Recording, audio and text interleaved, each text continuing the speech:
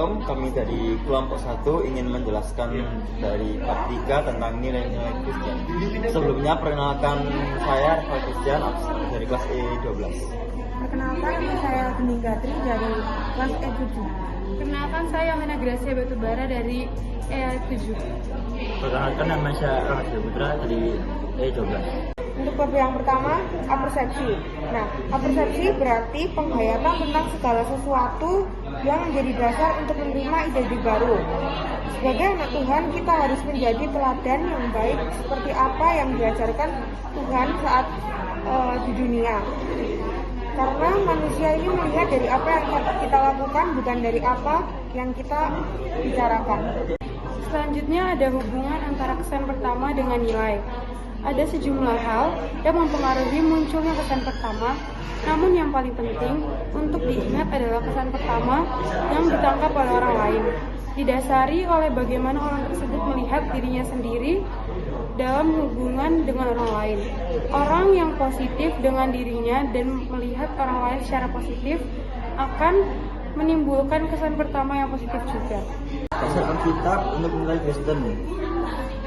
Banyak cara mengartikan nilai Kristen untuk pembahasan pada bab ini. Kita merujuk pada 9 buah roh.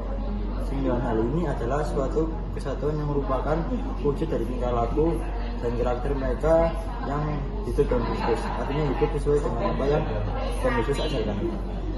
Nah, selanjutnya itu adalah dasar Alkitab untuk nilai Kristen. Yang pertama adalah ada kasih, sukacita, dan damai sejahtera. Jadi, kasih, sukacita, dan damai sejahtera adalah ketiga hal ini barulah muncul ketika kita memiliki hubungan yang dekat dengan Tuhan. Walaupun kita hidup sendirian tanpa didampingi siapapun, ketiga hal ini tetap kita rasakan tiap saat. Bahwa saat Tuhan mengasihi kita dan kita bersukacita merasakan kasih. Kemudian untuk kesabaran, kemurahan, dan kebaikan. Kesabaran terwujud dalam bentuk tidak mudah marah dan tersinggung serta tidak memaki atau mengeluh.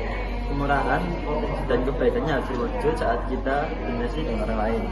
Tidak boleh sekalipun kita membalas dendam kepada mereka yang berbuat jahat kepada kita.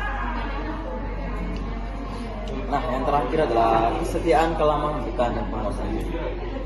Kesetiaan adalah hal yang kita lakukan ketika kita diminta menyelesaikan suatu tugas. Kerjakan dengan tulus sampai selesai dengan baik. Kelemah lembutan adalah tunduk pada mereka yang di atas kita. Penguasaan diri adalah hal yang bertentangan dengan kecenderungan manusia untuk memberontak dan memilih untuk membenarkan diri. Selanjutnya, menumbuh kembangkan nilai-nilai Kristen di dalam keluarga. Keluarga adalah tempat pertama untuk seorang anak hidup mengenal orang lain di luar dirinya. Bahkan sering dikatakan bahwa orang tua adalah guru pertama yang dimiliki anak. Karena ada standar tentang apa yang baik dan apa yang buruk.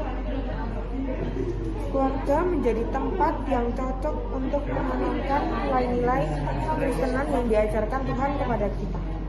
Selanjutnya ada kondisi yang tepat untuk menghasilkan buah. Yesus berpesan bahwa kita harus menjadi baik supaya dapat menghasilkan buah yang baik.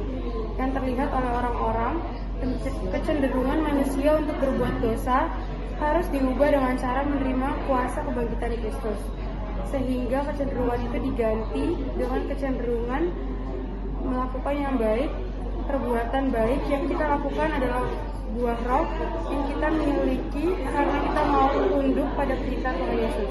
Nah, kesimpulannya adalah kualitas dari kasih, sukacita, damai sejahtera, kesabaran, kemurahan, kebaikan, kesetiaan, kelemah lembutan, penguasaan diri yang kita perlihatkan dalam tingkah laku kita sehari-hari bukan lahir karena paksaan, melainkan karena terlebih dahulu kita mengalami kasih Tuhan yang luar biasa yang memampukan kita untuk mengasihi orang lain.